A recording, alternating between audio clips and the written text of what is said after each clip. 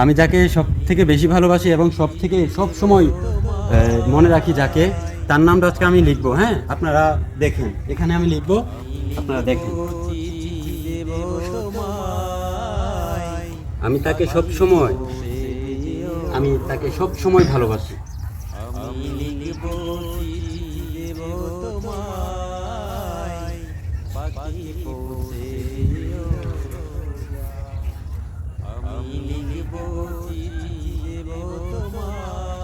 ওনাকে আমি সব সময় মন থেকে, সব সময় মন থেকে খুব ভালোবাসি।